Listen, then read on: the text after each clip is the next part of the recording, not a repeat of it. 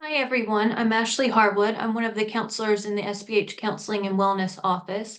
And today we're going to be covering the fourth webinar in the series on creating healthy academic habits. And today we're going to be going over mindfulness habits. So in this series, we have 3 more webinars after this one. So going forward, we're going to be covering stress reduction, combating perfectionism, and building positive self-talk. So what is mindfulness? So there's this quote here that mindfulness is a way of befriending ourselves and our experience. And that quote's by John Kabat-Zinn. They say mindfulness is both a practice and a way of relating to life. Researchers define it as the awareness that arises when we intentionally pay attention in a kind, open, and discerning way. When we are mindful, we focus on the present moment non-judgmentally. So an example could be a student practicing mindfulness in the middle of a school day might pause, take a conscious breath, check in with himself, and observe how he is feeling before he takes a test. My heart is racing and I feel anxious, and maybe I feel ready to go. It's okay to feel nervous right now. I can meet this challenge, but what if I don't do well? I bet some of my friends are much more prepared. So pause. There goes my busy mind again. These questions pop up at times like these. I'm just going to refocus on my breath and the paper in front of me right now. One step at a time, I can do this. So mindfulness as a practice features 2 different types of attention. There's focused attention and open awareness. When we focus our attention, we concentrate on a specific target. So an example of how to do this, when leading students in a specific mindfulness practice, choose a place for them to anchor their attention, like the sound of a chime or the feel of the air entering their nostrils as they breathe. They can also quietly focus their attention on the shape, texture, and color of an object like a small stone. During open awareness, also called open monitoring, we simply notice things like thoughts, feelings, or sounds as they come and go. So an example, to help students become more observant and aware of their surroundings, invite them to note all of the sounds they hear inside and outside the classroom after silently listening for 1 minute, or ask them to practice noticing and naming their own feelings during a quick check-in at the start of class. So this is a practice that can be used in a classroom or at work or even at home. So the practice of mindfulness also helps us to become more aware of our daily lives by cultivating these 3 key life skills. So equanimity is the ability to allow sensory experiences to come and go without suppressing or avoiding them. Equanimity also helps us to not to over-identify with an event, a thought, or a feeling, or make it too personal. So an example is a student who is criticized by another student in the middle of class might learn to say to herself, I'm really hurt and embarrassed right now. I'm feeling this intensely. I'm not going to fight it, but I'm not going to be swept up in it either. I'm going to go to the peace corner or another quiet space and give myself a minute to let this pass. So concentration is the ability to focus on what we consider to be relevant at a given time. So an example, if students regularly practice mindfulness, they may start to find themselves more capable of focusing on a math problem in a given moment, rather than being distracted by other classroom conversations, the sounds of kids playing outside, or the multitude of other things competing for their attention. So they can focus and concentrate on just one thing at a time. So sensory clarity is the ability to keep track of what we're actually experiencing in the moment. So students can learn to become more aware of their bodily sensations they feel when they're experiencing challenging emotions like anger or fear, like the pace of their heartbeat as it intensifies and then dissipates and eventually returns to normal. When they experience these sensations as signals of distress that begin and end, they may be more likely to ride the waves of their emotion rather than being swept up in them. So there's 5 reasons here for why, mindfulness is so popular. So mindfulness.org says that mindfulness is the fastest growing health trend in the US for many reasons. And so they state 5 here, which is, it helps with stress, it helps with mental focus, it boosts compassion, it reduces negative thoughts and helps us redirect them to the present, and it improves our overall mental health. An Emory University study followed adults over 8 weeks of mindfulness attention training. The small group of adults had MRI brain scans before and after their training, which shows that the amygdala activity decreased in response to images of stress situations. There was another study done in the Journal of American College Health, which followed more than 400 women over 2 years in college and found that mindfulness practices resulted in healthier eating, better sleep, and better physical health. So the first habit we'll go over for mindfulness is to just follow mindfulness exercises. So, you could follow a leader through a mindfulness exercise to calm your mind down in the moment through a guided practice. There are pre-recorded mindfulness exercises available on podcast platforms, YouTube, and many other outlets. You can also join a live mindfulness exercise on several streaming platforms. So the second habit is you could practice this acronym called STOP. So STOP is a 4-step mindfulness technique that can be done virtually anytime and anywhere when you are feeling overwhelmed. So the S is for stop. So stop what you're doing, stop what you're thinking, take a moment to dedicate yourself to mindfulness. The T is for take a breath. Take a deep breath in and out.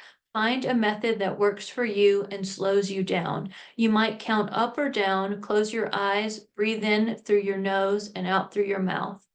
The O's for observe. Take a moment to observe how you feel physically and mentally. Try to identify your feelings. Alternatively, take a moment to observe your surroundings. Focus on the details and how they make you feel.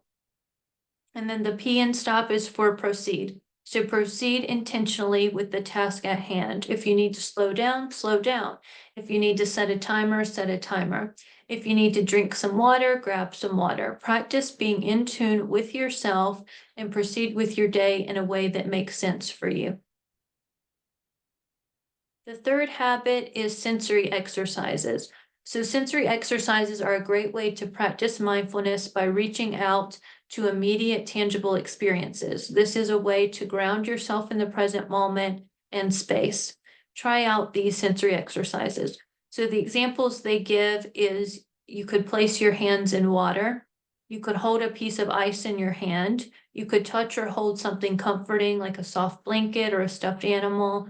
You could savor a scent you enjoy, like lighting a candle, having a cup of coffee or tea. You could listen to your surroundings and just kind of tap into the present moment. Or you could practice mindful eating, so slowing down, taking smaller bites, and savoring the flavors. The fourth habit here is, utilizing breathing exercises. So simply taking a moment to notice your breathing can be helpful in overwhelming situations. Intentionally practicing breathing slows your heart rate and can decrease your blood pressure. Breathing can also send a relaxation signal to your brain, helping your entire body reach a state of calm. Next time you need to take a moment of pause, try out one of these breathing exercises. So there's a few here. So they have deep breathing, which is just simply inhale slowly through your nose, then exhale slowly out through your mouth. If it helps, you can inhale and exhale for the same amount of time, maybe 4 seconds could be tried out. And then there's resonance breathing. So lay on your back, inhale slowly for 6 seconds, then exhale slowly for 6 seconds. Repeat this for about 10 minutes or as needed. Alternate nostril breathing. So push one of your nostrils closed and breathe in at the top of your breath. Open your closed nostril and close the other nostril before exhaling. Repeat this exercise. And then the last one here is affirming phrase. So using an affirming phrase during the breath work. So as you inhale, say something that you would like to manifest. For example, I breathe in peace. As you exhale, say something that you would like to get rid of. So for example, I breathe out stress. Repeat this exercise a few times. The fifth habit here is physical exercises. So physical exercises are another mindfulness activity to utilize when you're feeling stressed or overwhelmed. Physical exercise doesn't need to be vigorous exercise. Sometimes the most useful physical exercise is simply getting out of your chair and moving around for a bit. Next time you need to get up and move, try one of these exercises. So you could go for a walk, you could take out the trash or go get the mail. You could do a body scan from your head to your toes, focusing on how your entire body is feeling. So you could, to do this, you could ask yourself a series of questions to take an inventory. So are you holding tension in your jaw? How does your neck feel? Notice how your arms hang from your shoulders. How is your posture? Where are your feet? What's happening with them? Practice a few yoga poses or dance to your favorite song.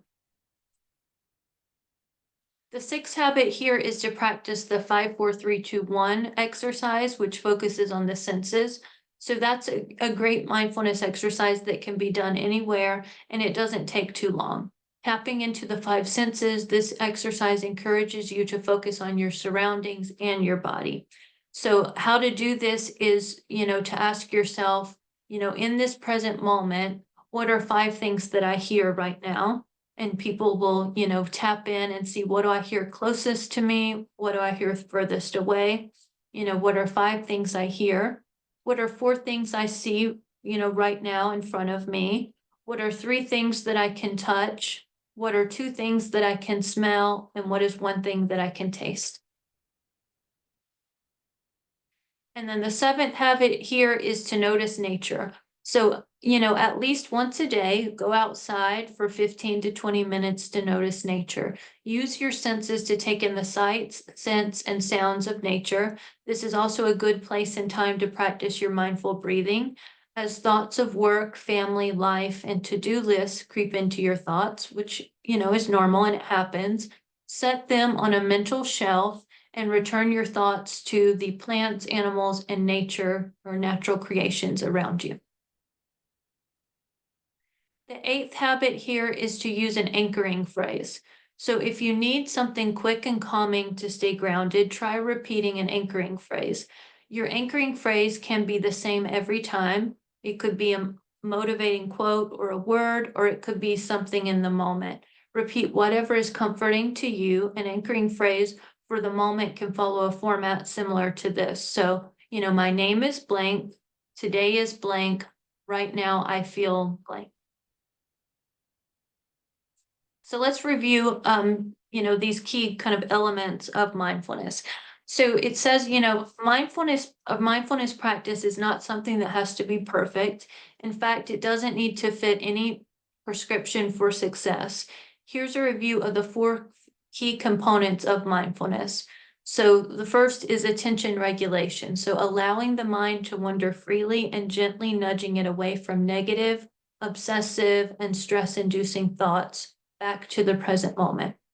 Body awareness, mentally scanning yourself from head to toe, especially those stress centers where you hold tension. So your jaw, your neck, your shoulders, your back. So change in perspective of self. Increasing the ability to see yourself as always changing can lead to enduring forms of happiness. Emotion regulation. So helping you adjust your emotional responses to unpleasant and pleasant situations. And then there's a note here that mindfulness should not replace medications or other therapies prescribed by your healthcare or mental health care providers. If you are experiencing depression, anxiety, or other mental distress, it's always important to still see your provider and to see them, right away when you notice that.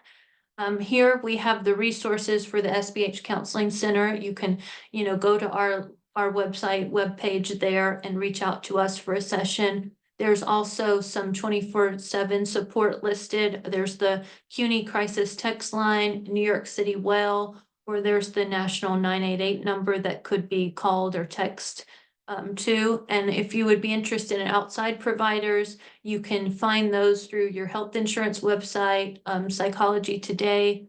Open Path Collective is for those that are looking for affordable therapy if they don't have health insurance at the moment. And then there's some telehealth clinics listed there, like Mindful Care and Life Stance for psychiatry or psychotherapy.